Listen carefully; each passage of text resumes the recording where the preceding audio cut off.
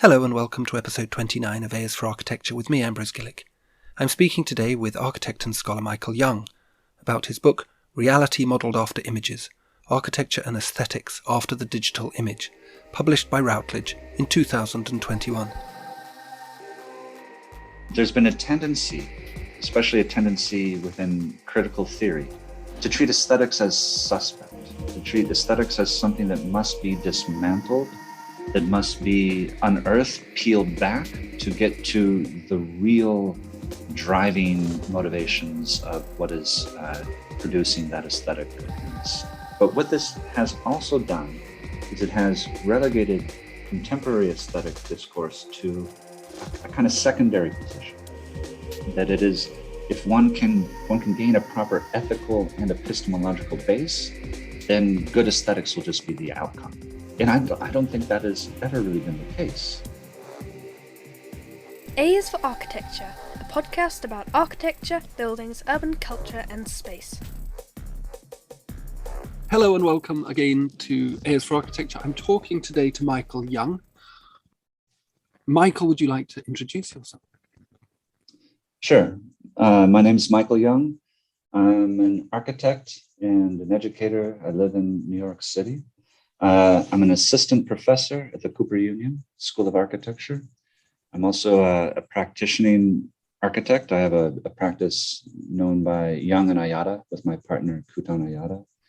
And I'm originally from California, from Los Angeles, but I've been here in New York for almost 20 years. So it's my adopted home. And explains to some degree your not very Californian accent anymore. Yeah, we develop our accents through the influences in which we are enmeshed in our daily lives. So we're talking about your book, your recent book, which you published with Routledge, Reality Modelled After Images, Architecture and Aesthetics After the Digital Image, which is a really wonderful book, really interesting, quite dense, but full of very important ideas. And I wanted to talk to you because, well, there's a couple of major themes in it around the idea of aesthetics within the production of architecture. So I just wanted to, and you approach the book through three major ideas, the idea of posh, entourage, and mosaic.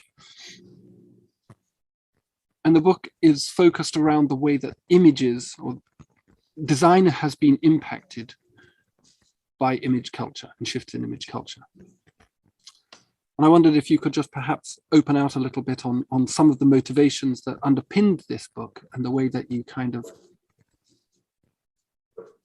approached it, why you decided to write it in the first place.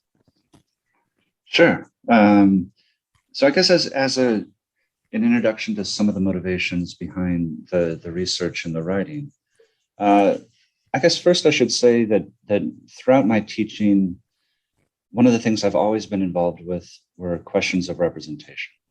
And not only in the pragmatics of what it takes to teach and to structure a pedagogy around issues of drawing, imaging, modeling, but also the necessity to understand that these are where we labor as architects. We produce drawings, we produce images, we produce texts, we produce models, simulations.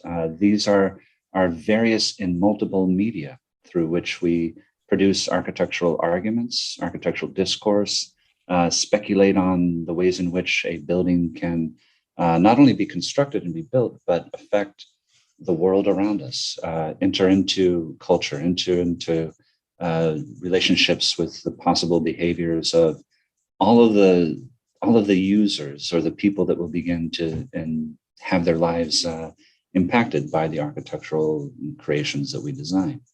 So representation for me has always been a kind of key and crucial question for what we do as architects. Now, in thinking about the ways in which we learn representation and argue about it as architects, I've noticed over my career of teaching that we tend to kind of make a sort of dichotomy between certain aspects that, let's say, are related to drawing geometry And this could be geometry as systems of projection, orthographic, perspectival, axonometric. It could be the geometry of a formal organization of a plan in terms of its hierarchies and proportions. It could be geometry as a kind of structuring rigor or a logic for the ways in which we're organizing and sequencing space. And then we tend to privilege those aspects. They tend to be the things that we value as a discipline for the labor of representation. And then there's this other thing, this thing that we tend to think happens after that stuff, that important stuff, that conceptually rich notions of drawing and geometry happen. And that's the rendering of images. And the rendering of images, we tend to treat as a secondary thing, sometimes even sort of automatic mechanical output of a computational software. And the rendering we tend to treat as an image that's created for non-architects, an image that's created for clients or for municipalities and review boards or the general public at large, and thus not deserving of disciplinary attention. And what I've kind of came to try to figure out is not only why we have that, but to maybe offer a potential corrective in that those images we make are just as much a part of our disciplinary legacy, our history, and our daily labor as the more privileged drawings and their geometries that are related to them as well. And it's not to somehow diminish the importance of geometry, but just to put it into an equal playing field of all of the kind of richness that we put into thinking through how architecture is apparent to the senses, and this is the question of aesthetics, prior to its construction in the built material realm. And that so much of what we do, so much of what we think about, so much of what we are concerned with is in those moments where we begin to imagine reality to be other than we assume it to be. And that is this legacy of imaging.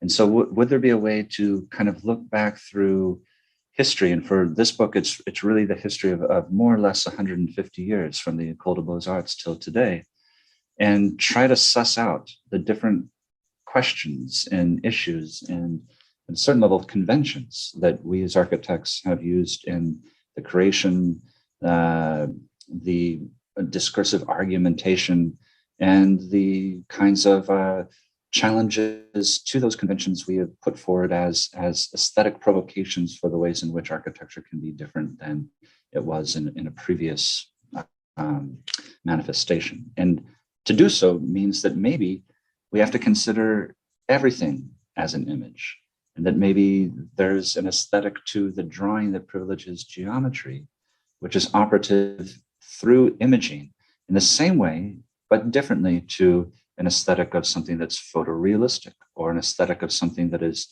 closer to collage, montage, or even graphic novels, and the ways in which those kinds of communications happen. So this is I guess in a nutshell, the driver for what became the major arguments of the book, is to begin to look at all of architectural representations on an equal footing as images, and what are the ways in which we can then think about how we've argued through history, and what are those impacts for how we're still working on those questions today. I see. So there's an idea, to unpack that a little bit, there's an idea that architectural drawing preferences still the plan, section, elevation, and AXO a little bit. But actually, and we set aside these illustrative drawings, particularly the rendering. But the rendering you're suggesting is as instrumental in not only communicating the architecture, but in actually establishing the nature of the architecture itself. That the image drives the forms that we produce. Absolutely. And I think this is even more so pressing today in terms of how much of the world we come to know, come to perceive, and come to then make decisions on through images, through images disseminated online, through images disseminated through various forms of media, and that these images are altering the ways in which we both doubt and believe the reality around us. And architecture is complicit and part of this. There's this famous Walter Benjamin quote about architecture, paraphrased as something along the lines of architecture operates through the background to manipulate attention, and that it is consumed in a form of habituation. It is something that we're not often fully conscious of or cognizant of. And those aesthetics of the background constitute a great deal of what we believe to be the ways in which reality looks and then behaves and then performs. And so the questioning of that aesthetic appearance of the background includes our built reality, of course, but it also is the reality as imaged and as consumed and disseminated and thought through and guided by these images. And this is a daily practice, but also hugely important for the discipline of architecture over the last 500 years. If you think about how we're educated in architecture, we're educated through drawings, images, and models. We're educated through representations, often more so than physically going to a specific building or a specific site in the environment. And we're making decisions, we're making value judgments about what should be included as important architecture, what should be not looked at as or considered as less important architecture, often on the basis in terms of the representation, its imaging. So there's this, I mean, you mentioned the Beaux-Arts tradition, and before we were recording, I raised this as something that's probably sort of under-interrogated, particularly in contemporary, for contemporary students of architecture. Perhaps most of them, I wouldn't say all of them, but perhaps most of them don't recognize that the modes of visual communication that we use derive from a very specific historical epoch, and we are still kind of playing with that. So I thought it would be good if perhaps you could explain a little bit about what that means, what the Beaux-Arts tradition is, and how it plays out in the contemporary, particularly the design studio, but then also, as you thesis of your book suggests, plays out in practice and therefore in the built world. Sure. So the Beaux-Arts became a kind of touchstone for the book in many ways. I mean, partly because one of the ways in which we understand modernism is as a rejection of that school, a rejection of that form of pedagogy and that form of architectural thinking. And so it's always interesting to look back to that moment where a supposed paradigm shift happened and try to understand what was it that was actually on the table that was identified as a change in direction for the ways in which we think about, are educated in, and begin to evaluate architectural production. So the École des Beaux-Arts is often, in terms of how it comes down to us in architectural history, thought through as a moment where neoclassicism was a kind of dominant form of architectural expression, where a mode of pedagogy that was based on certain conventions of representation, the plan, the section, the elevation, where typology was explored, where different notions of stylistic development due to new building types in the 19th century were brought to the forefront of an architectural education. And all of these things kind of then sometimes boil down into a word that is still within American architecture schools, this sort of formal composition of the design partie, meaning just essentially that what is the basic organizational logic? What is the basic organizational concept? What is talked about less is the rendering indoor imaging ideas of the École des Beaux-Arts. And this is one of the things that I think was initially just flat out rejected as a certain sort of stylistic, fetishistic mode of ink and watercolor washing and rendering out of buildings as an image, as a paper architecture. But the thing to take into consideration is that no project in the École des Beaux-Arts was actually judged, evaluated, or argued through until it was rendered, until it was imaged through these techniques of ink washing and watercolor. But behind that, once you remove the kind of stylistic affectations, there was three major concepts. And so the Beaux-Arts actually had a structured set of conventions through which one did the process of imaging in architecture.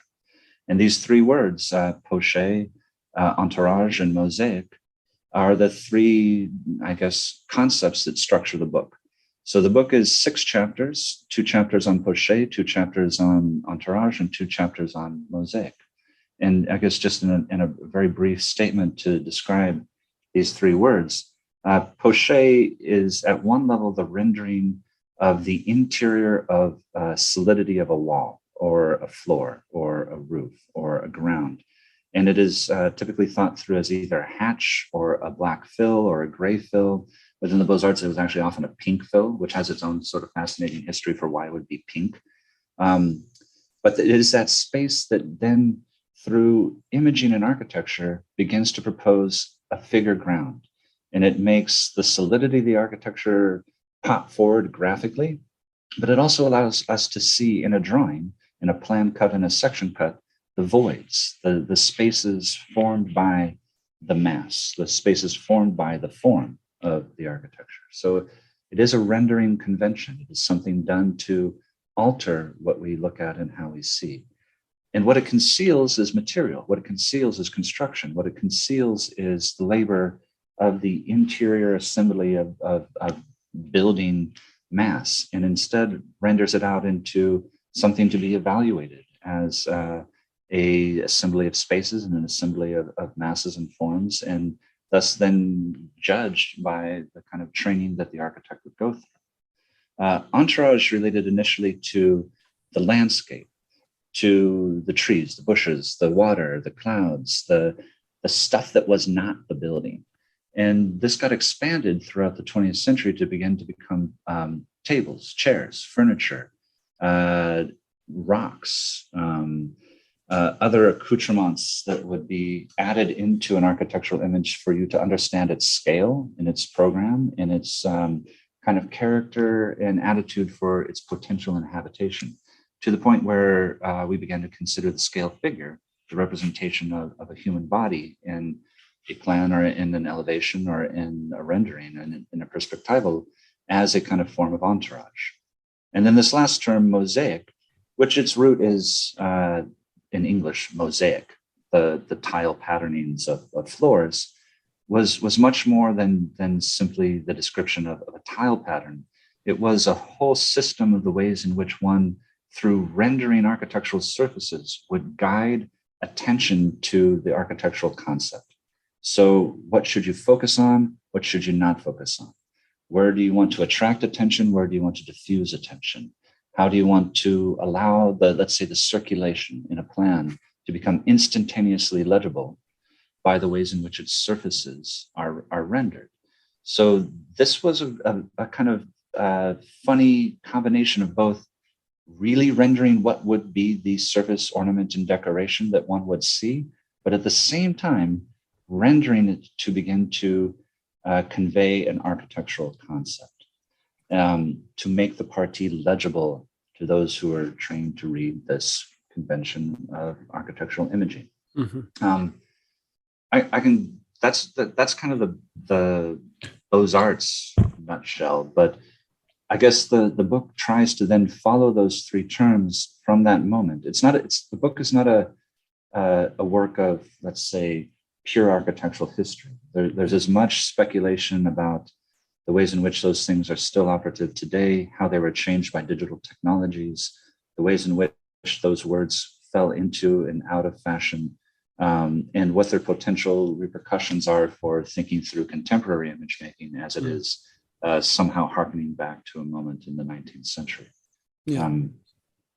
Do you want me to? No. I mean, that's a really clear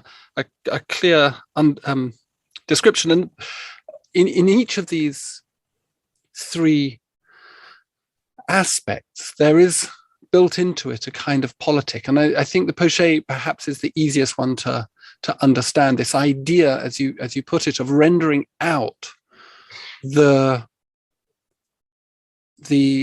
technology of the building is, and I think you make this point, a rendering out of the labor that is required to produce the building itself. And so it has this kind of foregrounding or preferencing of the architectural, which is to say the kind of professional and esoteric, above the notion of a built culture. So a culture of making and of craft and of construction. So it's a very kind of, it seems to me, and you please correct me if I'm wrong, that each of these terms has this kind of very strong political dynamic, which must be what is partly what is being rejected by the modernists when they come along and they set aside the Beaux-Arts tradition. No, absolutely. Each of these three terms, which again are aesthetic terms about architectural imaging, have really interesting and I think kind of important political implications. And I think maybe, as a foregrounding to this, there's part of my use of the term aesthetics is not merely to think about it as let's say, the beautiful, or the things that are added to something once it has solved its sort of necessary pragmatic situations. It is kind of at the forefront of the ways in which we create architecture, and it's at the forefront of the ways in which architecture engages in political discussions. A significant amount of this is actually owed to the French philosopher Jacques Rancière in his arguments for the ways in which aesthetics alters politics, and that the manners in which the world becomes sensible includes everything about who it is sensible for and what that manifestation of its presence to the senses allows an observer to imagine their potential voice, their potential inhabitation, their potential participation, and then from that, the politics that a change in aesthetics brings to any possibility within art, within architecture, within media. So for the case of, let's say, we'll start with Pochet.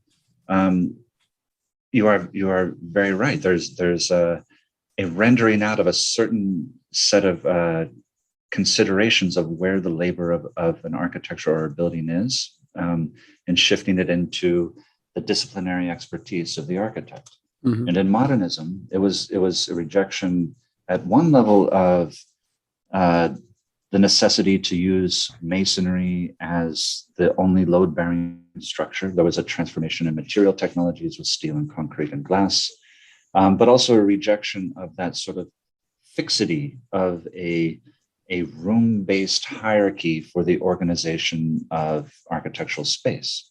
So something like the notion of the free plan from Le Corbusier can be seen as an attack on the Pochet of traditional architectures, where things were now free to be distributed about the floor plan as seen fit by either programmatic necessity or programmatic desires, or even the desire of the architect, as one was no longer trapped into managing every single floor from the first to the top as a load-bearing masonry wall, indicated and directed by the Pochet.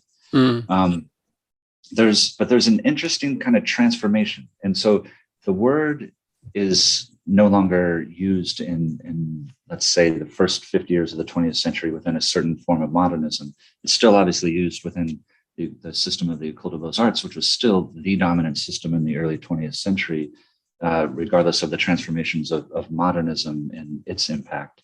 But the term was not used, and its sort of emphasis on that kind of solidity of mass and the space as a kind of registered figure against the ground of the material. But that sort of hidden labor that was in there got transformed into another sort of poche. And this is part of what is teased out in the first chapter of the book. The hollowness of the wall now built through sticks and beams and clad with surfaces on the inside and on the outside, begins to conceal another kind of labor. And that labor is the labor of mechanical systems, electrical systems, plumbing systems. All of that internal mechanisms of the building are now hidden within the poche. And that architecture is still focused on the clarity of defining its exterior and its interior volumes and surfaces and masses and spaces.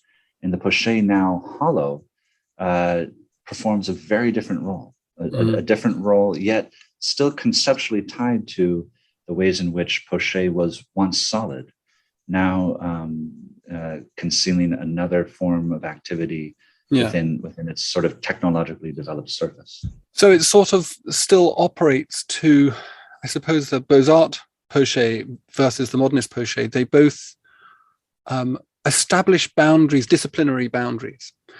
This part is for the architect, and this part is for the contractor, the builder, the engineer, the mechanical, the electrician, or whatever it is, the sewage works. So, and I think this is a really fascinating idea, but I wanted to come back to the way that you touched on aesthetics here, because it seems to me what you're saying is that, again, correct me if I'm wrong, but that we tend to labor under the misapprehension that aesthetics is an entirely subjective and ethics or moral free realm. And actually, per the classical tradition of classical antiquity, the philosophical tradition there, that aesthetics is of moral significance. You're suggesting that in the way that we can interpret and interrogate architecture, both from 150 years ago to the contemporary, we are still seeing the manifestation of this morality of aesthetics, or the ethical content of aesthetics. Yeah, and this is a big conversation, and I think it is. I think and it can go on and on. It's fascinating. Part of the hope in the discussions of this book is to maybe there's three terms that in the introduction I try to at least lay out: ethics, epistemology, and aesthetics. And there's been a tendency, especially a tendency within critical theory over the past, we can say roughly century, but maybe more so within the past 70 years, to treat aesthetics as suspect, to treat aesthetics as something that must be dismantled, that must be unearthed, peeled back to get to the real driving motivations of what is producing that aesthetic appearance, and thus reveal the forces, be it capital, be it power, be it other kinds of situations operating under a kind of aesthetic appearance, and then ground that within either an ethical stance, or ground that within, once one has the knowledge of what is behind those appearances, hopefully then giving us the ability to behave differently and to not be confused and or seduced by the images of the world.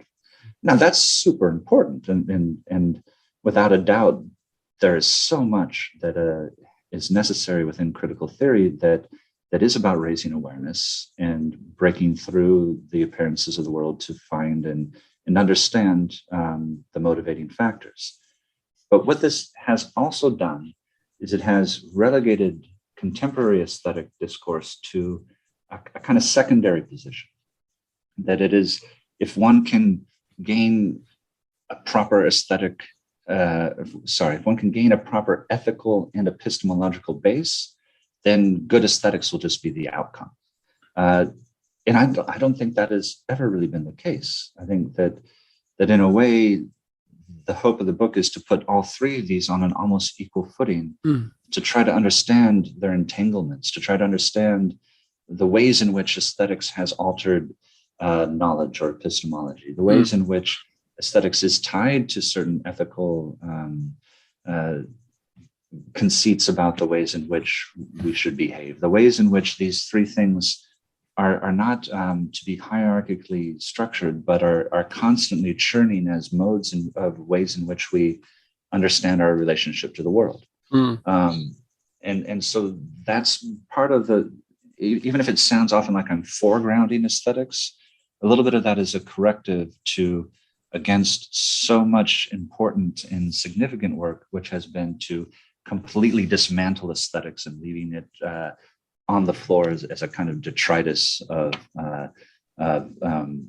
past ways in which we've imaged the world, and say, no, it's actually incredibly important that we take aesthetics seriously, and that it is not often simply the outcome of some other more significant factor. It is a way of changing our knowledge of the world. It is a way of challenging our ethical stances, and hopefully altering our assumptions about the ways in which we participate in our environment, and then maybe even, like if it's too far a leap, suggesting other ways for us to be, other ways for us to share the environment that we are part of. Yeah. Yes. It's a very good exposition. I'm always a little nonplussed by the discarding of aesthetics. As you say, it's a sort of poor cousin to ethics and epistemology. And yet, because of that, and were I a conspiracy theorist, I'd say that there's been a very kind of conscious effort to make aesthetics kind of stand aside the world of the aesthetic or the image, particularly, to go back to your book, in all of its manifestations in contemporary life and its ascent in contemporary life, have kind of got away with problematic effects. Like the aesthetic practices are sort of sneaking past and forming, perhaps not very well, the kind of the political landscape that we live in. So I think this is a really, and you use this word entanglements, and a lot of people that I'm speaking to at the moment are recognizing this. And this is partly why your book has such richness and I think density to it, is because it's starting to play around and trying to, rather than unpack the entanglements, it's trying to describe the entanglements that we live within. And I think it's a really rewarding kind of read as a consequence of that. I wanted to go on to this idea that this point that you make about ethics. We can leave that aside, but this issue around the image. And particularly, I was struck by both Mosaic and Entourage as devices within the architectural image that seems to preference, I suppose, happenstance or accidental things which are, and I think you talk about this in the book, that are beyond the control of the architect, that in the architectural image, when we include these things, when we include the messiness of Entourage, or when we include the preferencing of the human experience in Mosaic, we are kind of breaking away from the kind of stability, neatness, discreteness of the architectural. Yes, I think that's well said. That's part of, I think, one of the impacts of Entourage, which was in the Beaux-Arts, how one imaged all the things that were not architecture, the things that were outside of the control of architecture, yet were crucial for the world in which the architecture was supposed to be understood. This becomes, I think, radically transformed in the 20th century with the advent of artistic investigations of montage. So collage and montage, the desire to sample fragments and pieces of the world and then put them into sometimes arbitrary, sometimes very controlled, but heretofore unseen combinations, and in the instability of those combinations, in the presence or absence of a seam between two images of radically different sources coming into the same space, that another kind of interpretation, another kind of meaning, something that's maybe even outside of the control or the intentions of the artist, begins to become opened up. And for me, I think that kind of challenge of collage and montage, we feel its echoes in every form of cultural production today, from the ways in which samples are used in music to create mashups and other sorts of sound collages, to the deeply embedded processes of how we understand time as a cinematic transition. The montage of cinema, I think, has restructured our sensorium in the ways in which people behave in our worlds, to art, which is using found objects, sculpture, which is assembled out of the kind of detritus of the everyday. This is everywhere. And so in the presence of the architectural image, and one of the key points, I think, happens with the independent group in London, and then it's kind of influences into the practices of Archigram, Superstudio, Archizoom, Hans Hollein, and many others, that the architectural image itself is a form of collected, montaged fragments of things that were formerly considered not architecture. And that those then begin to become the scenario, the event, the activity, the sort of political action of being in the world. A world that at one level is a world created of disposable commodities, but a world that is also assembled out of fragments that we don't tend to have control over in the ways in which a more traditional kind of architectural urban design of the environment desired. And then engages that kind of informality and engages that kind of charge of loss of control, of something coming from the informal, tangential, loose affiliations between things, as opposed to the overarching singular system or logic that is controlling it all from the top down. And we can see this in architectural imaging, and we can see it in architectural plans as well in different ways. And I think, I mean, for students of architecture now, just think about how often you're sampling images from the internet. The internet now has a kind of database archive of image fragments disassociated from each other, to be extracted often by call words and/or AI appropriated similarities and patterns of pixels, and then brought into your images to become buildings, trees, cars, people, environments, cities. It is, I think we're all at a certain level now, montage artists, montaging entourage into speculative scenarios of near future realities. And that, I mean, yeah, I think you're absolutely right. And then there was that, I mean, this goes on. So we see this in the way that we draw plans, and that you give a number of nicely illustrated book, and there's a number of examples, Mansilia's and Tugnon's Museo de la Vega, for example, where you actually start seeing the buildings themselves starting to adopt this idea of mosaic. So rather than simply illustrating typological building, like a Beaux-Arts typology of building, the buildings themselves start responding, it would seem to me, start responding to the possibilities of its representational means. So the drawing itself, or the rendering itself, starts dictating the spaces of architecture. Yeah, this sort of scattered plan phenomenon, of which there's countless examples. There's a whole number of Japanese architects, Ito Ishigami, Sejima Nishizawa. There's a whole number of Spanish architects and a number of contemporary American architects as well, Stan Allen, Moss.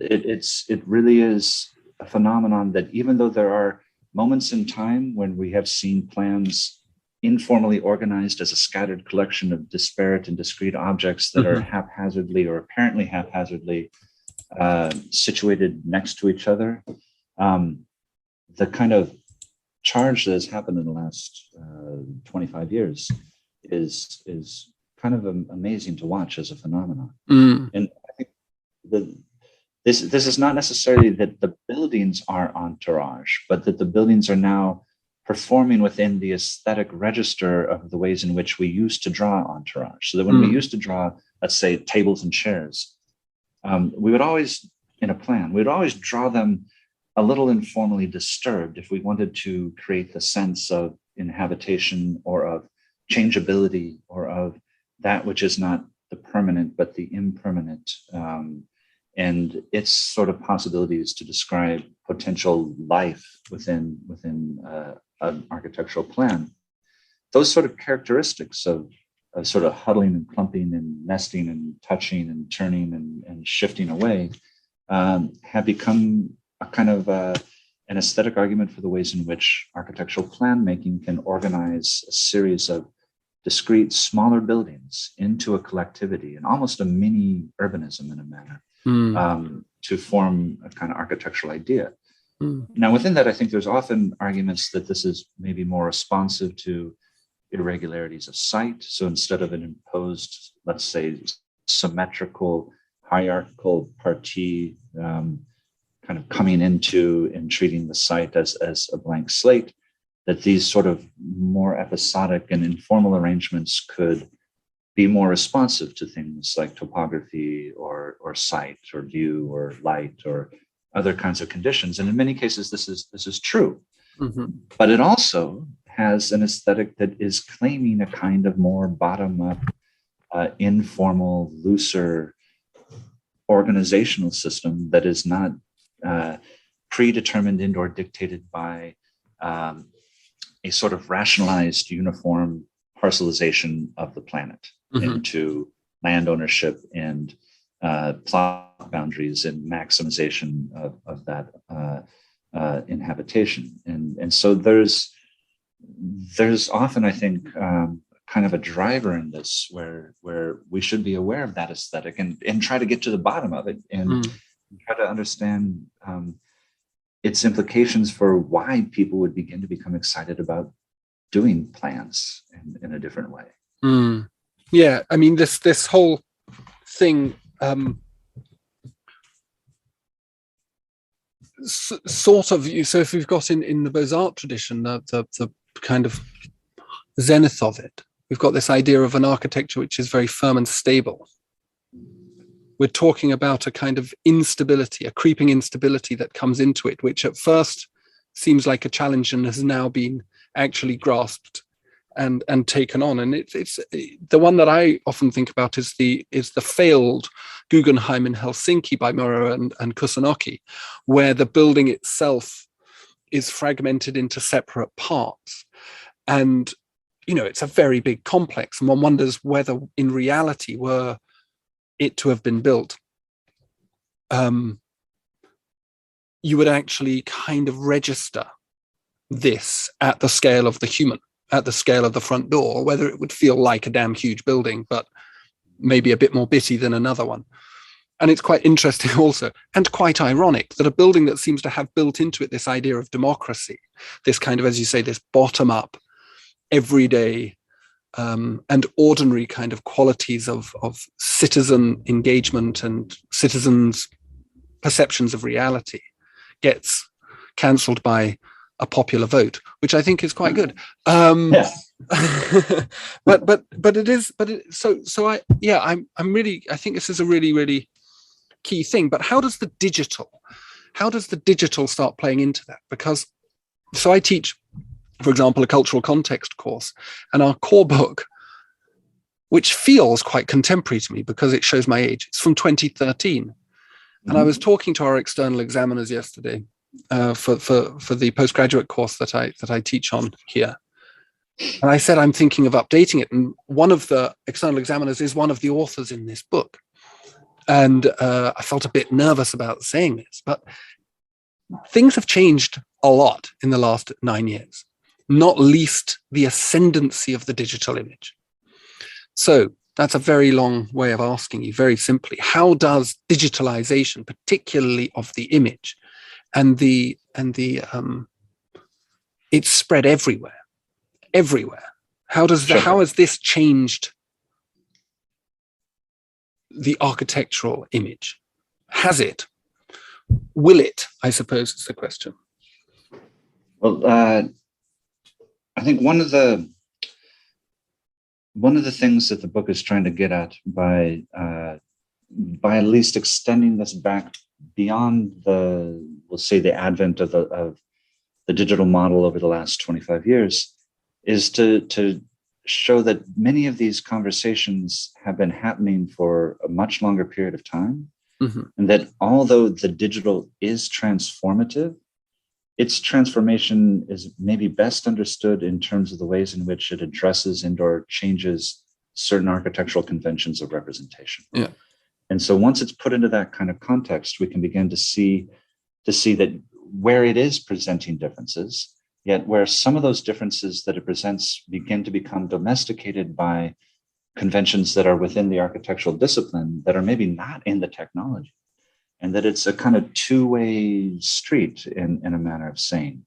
So, for instance, in this sort of conversation about entourage that we're just having, there is something that happens there, early in the 20th century with Dada that's maybe then picked up a little bit by Mies van der Rohe, but then just changed radically in the 60s with the group of architects I was just referencing, in using popular advertising and photographs in the assembly of collages and montages for architectural imaging, thinking about sampling things that already exist and then their rearrangement. So now when we come to the creation of a plan in a contemporary CAD software, the plan is not drawn the way that a Beaux-Arts architect would understand its laying out of grids and axes and hierarchies and proportions and modules and typologies. It is assembled from blocks, elements that are sometimes just innate into the software, sometimes grabbed from other plans, sometimes grabbed from product manufacturers, sometimes grabbed from other pieces and other sources. And the plan is more of an assembly. It is more of a montage of elements into a new configuration, which is then manipulated and then dealt with in whatever kind of stance or mode of approach the designer may have. But that is something that is kind of built into the software. Yeah. The algorithms as a technology of mediation alter the ways in which we begin to think through the architectural image that it allows us to create. Mm-hmm. There's other examples too for Poche and Mosaic as well. I don't know if you want to touch on those now or continue. Yeah, I mean, yeah, I'm sure. I mean, you use this word assemblage or assemblage, and it made me think of the word bricolage. And you mentioned in the beginning of chapter, I think it's chapter 4, you mention Frederick Jameson writing about Raymond Chandler, who, other than Damon Runyon, is one of my favorite writers. And there's this idea of a kind of so obviously these ideas have a deep rooting. If Frederick Jameson's writing about them, some of these ideas, assemblage, entanglements, have very deep roots within the postmodern movement. And perhaps, I mean, that's perhaps another conversation. But yeah, if you want to, so I was just starting to think about this kind of thing, and in that chapter 4, you note how Chandler's books are like assemblages themselves. Yeah, I mean that's. Go on. I love Chandler, and so when we tend to think about the cut up as a literary technique, we think of William Burroughs and Byron Gyson and that kind of moment in the 1950s. But if you think about Raymond Chandler, when Raymond Chandler was discussing how he wrote his novels, they weren't written as something that would be a linear solution to a crime. Mm-hmm. That for him, his Black Mask hard-boiled murder mysteries were ones that you would read even if you didn't know who actually committed the crime, because they were so episodically interesting from scene to scene to scene that's what you came back for. And so he would compose scenes and just make them as precise and compelling as he could. And once he had, 12, 13, 14, 15 on the table, he began to move them around, put them next to each other, see if two scenes made any sort of friction, tension, interest between them, change the names so that then you could follow a character between them. But it was much more in the kind of informal episodic tensions between the scenes than in any sort of singular narrative that went from point A to point B. And I think that's maybe it's definitely the driver for Chandler, for Hammett, for the slip into film noir. I think we see it all over every film by Quentin Tarantino or the Coen brothers. Essentially, if you think about a film like The Big Lebowski, it is essentially just a set of episodes that are placed next to each other, and the only thing that holds it all together is a rug that doesn't really matter. It really brings the room together, though. It really brings the room together. Exactly. That's the MacGuffin. That's the thing that is linking this, or the briefcase in Pulp Fiction. But ultimately, you don't care about that. Yeah. It's the ways in which each of these scenes in their descriptions begin to rub up against each other. Yeah. I was thinking about, as I was reading this, I was thinking about the series Mad Men, which had a very similar quality to it as well. And the way that Mad Men's graphic style, visual style, was also seemed to me very dependent upon Alfred Hitchcock's movie making as well, which had a similar kind of episodic quality to it, where any single scene was perfect in itself, and almost any single frame was perfect in itself. You could stop was something that Richard Williams, professor of material culture up at Edinburgh, was saying at a talk I went to with him, that you could stop a Hitchcock. You could pause a movie at any point and it would always look good. It's like you could extract out the movie could become 15 stills, 15 beautiful pictures every second, kind of thing, which I rather like as well. Absolutely.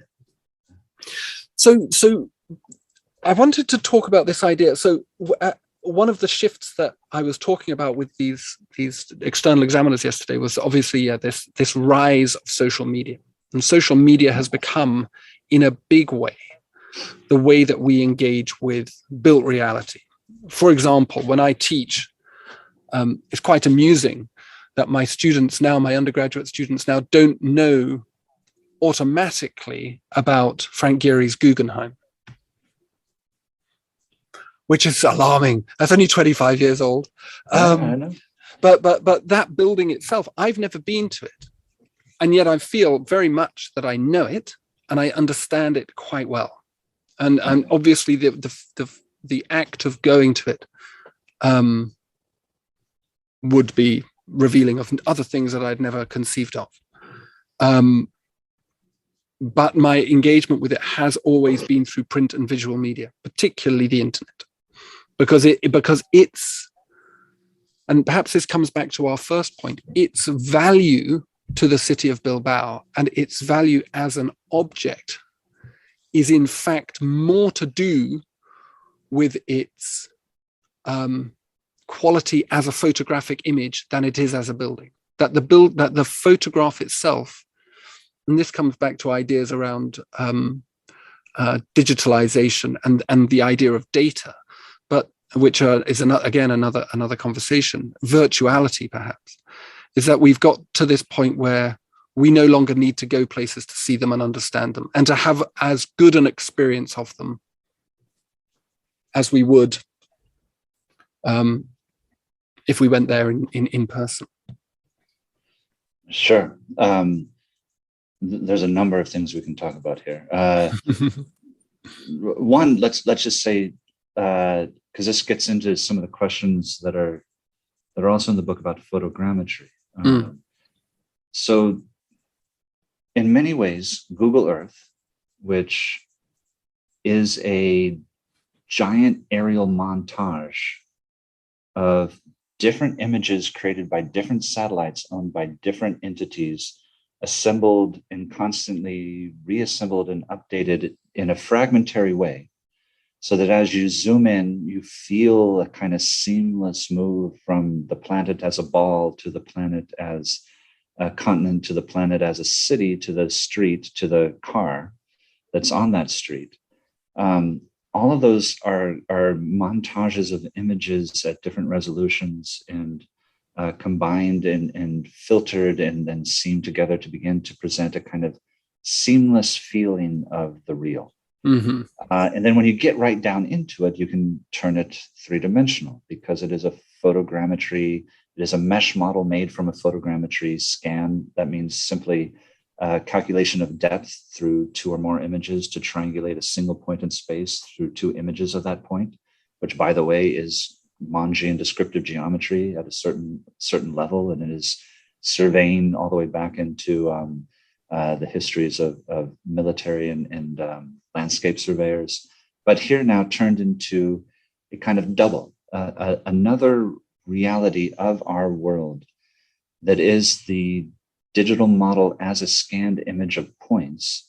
And those points, being digital images, are not actually light interacting with any kind of emulsion or chemical. It is simply a bit of electromagnetic energy sampled and then collected and turned into data by a diode, which is what we used to call a camera, which is in the thing that we used to call a phone. All of that is building another kind of mapping of the reality of our cities. And I don't know any architectural studio right now that when a site is assigned, that site is not visited first by the student. Even if the site happens to be in the city that you live in, that site is visited by the student through Google Earth. And I do it with my own projects in my own practice. And this we can think about this as a very strange way of knowing places before we go to places, or knowing places remotely, or knowing places through their three-dimensional imaging as an alternate model. But the other thing to consider is just how many just super important decisions of importance of monetization, importance of distributions of funds, importance of demographic surveillance, importance of military operations, importance of all of these things. Those decisions are often being made through exactly these mediated realities, not actually by going to those sites, but these models are analogical, I would say. They're not exact copies of the real world. They shouldn't be confused with the physical material and spaces that we inhabit, but they're analogical situatedness right next to the real world. And then the kinds of ways in which decisions are made that affect our physical material realities based on the imaging and the modeling and the this alternate parallel world requires that we take them seriously. Requires that we don't see them just as simulations and confusions, but that we say no, that they're crossing through each other constantly. And when and where and how the differences and alignments exist, I think is kind of the crucial question. Now, I evaded the whole social media thing, but it's tied to it as well, because that kind of question, well, maybe we'll leave it at that, because there's a lot of things that actually within the photogrammetry model affect both Poche and Mosaic and those kinds of questions within representation that are part of the book that would maybe be also something to discuss? Well, yeah, I mean, for certain. I mean, it is in a way, for me, I had a student a few years ago who was writing an essay about Las Vegas, had never been, but went through the entire city on Google Maps, Google Earth, and said he felt like he had really probably seen it better than he would have if he had been there. And it was quite interesting because we were looking at Learning from Las Vegas, Venturi, Scott Brown, and Isma's book. And they foreshadow this whole discussion, this idea that a city which is very much a postmodern city as they encounter it, of one of an assemblage and an entanglement, is best understood through the mediating screen of the windscreen in their case, or through the automobile. And we've come and I suppose this digital image, the way that we, for example, encounter buildings. Again, I remember one of my students was in Philadelphia and had taken a picture of a Louis Kahn building, which they'd run through 8 filters to make look better. And I just left a comment under his post, wasn't it good enough? But this is how Louis Kahn's buildings are understood. I mean, perhaps this is, or by the younger generation, or even by us now. But perhaps it's always been that way. I don't know. I don't want to sound like a total old fart, but architectural representation has always kind of cultivated a series of, to go back to the first point you're making at the beginning of this conversation, this idea we've cultivated forms of representation of architecture which produce certain socio-spatial effects, ethics, politics, social forms, and so on. So perhaps that's all that we're talking about here. Or is it something more radical than that? Is something genuinely radical, something genuinely different emerging through this digital media that totally transforms the architecture and our appreciation of it? Well, if we think about a photogrammetry model, which is a 3-dimensional model of a spatial world, where the software which is assembling the images to calculate the points in space is doing its best. It's doing its absolute best to try to locate those spaces in those places with a point that is an RGB value in an XYZ ordinate. But there's no mass, there's no surface, there's no line, there's actually nothing. It's just a point. So that when you're far away from a photogrammetry model, it looks hyper realistic. But as you zoom in, the points get further and further apart. It becomes more and more abstract. And when you're about to touch it, it's nothing. There's nothing there. It is just a kind of diaphanous ghost. And then if you think about one of the people who's responsible for the return of the word poche to contemporary discourse is Robert Venturi. And it's in Complexity and Contradiction, where he begins to talk about something like the experience of a Baroque church, where the outside and the inside do not match. They are not offset. They are not. You cannot predict the interior spatial volumes of a Borromini church or the Toni church from the exterior mass. And in fact, the excitement and the enjoyment is that the spatial idea that is inside is in tension, indoor difference to the exterior mass from the outside. And that Venturi's desire was then, within the thinness of a modern construction, to delaminate surfaces, to open up that space between, not just for the kinds of fillings with the mechanical services, the plumbing services, the electrical services we talked before, but as an architectural experience of the thinness of the interior held within the thinness of the exterior, and that they're both at some level images of architectural environments. And to me, that is Frank Gehry. Frank Gehry is the thinness of that cladding and difference from the thinness of that interior. And often the most exciting spaces of Frank Gehry's architecture are those transitions of betweenness. The Disney Concert Hall has all these kind of amazing spaces in between the exterior and the interior. And there's multiple moments in the Guggenheim and Bilbao too, where these spaces, these leftover poche spaces in between the two kind of qualities begin to open up.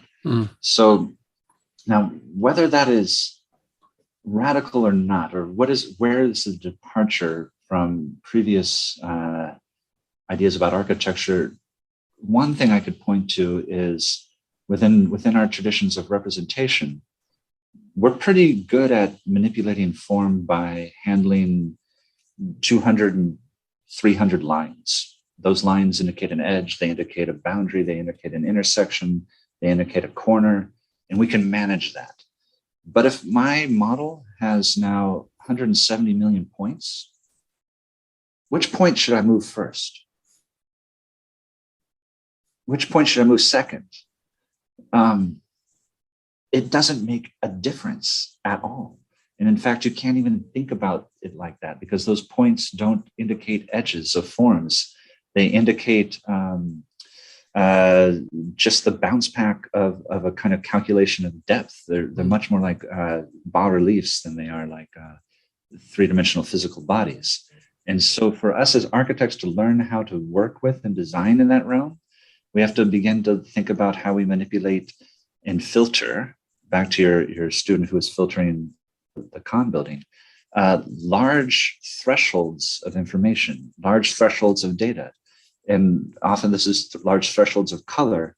And it means at a certain level, it's closer to Photoshop than it is to any sort of history we have within geometry, modeling, and those kinds of traditions. And once we're in the realm of Photoshop, be it two-dimensional or three-dimensional, we're in very different terrain than where we're typically comfortable as architects.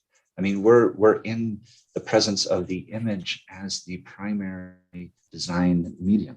And this is not just like tools and techniques. This is different. That is to work through the statistical filtering of large sets of data by altering hue, saturation, brightness, and or the kind of perceived difference of hue, saturation, or brightness is not really where we feel comfortable as architects. We can study Joseph Albers all we want, but those color combinations are dictating a huge amount of what is then perceived and misperceived as the spatial environment around us.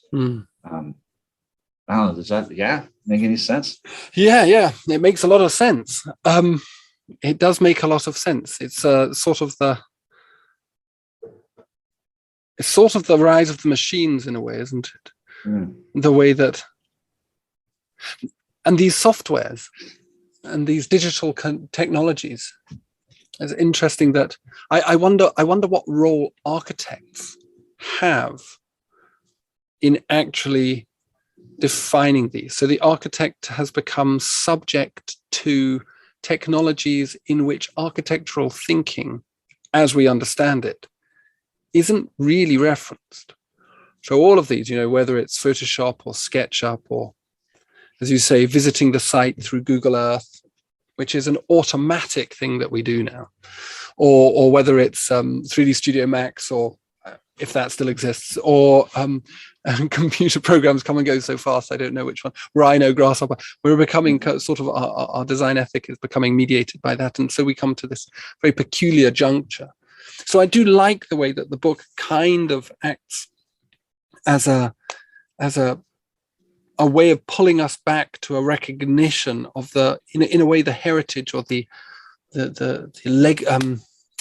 origin story of what we're doing now. I think that's a pretty elegant and a useful device, because it acts as a sort of a stay on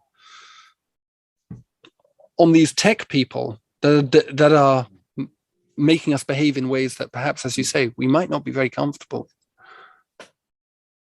Yeah, I mean, I think that's, thank you. That's part of the hope is that we're not purely beholden to the tools as they are given to us by other industries, but that we consciously engage in the ways in which we understand their transformations to architectural discourse, Hmm.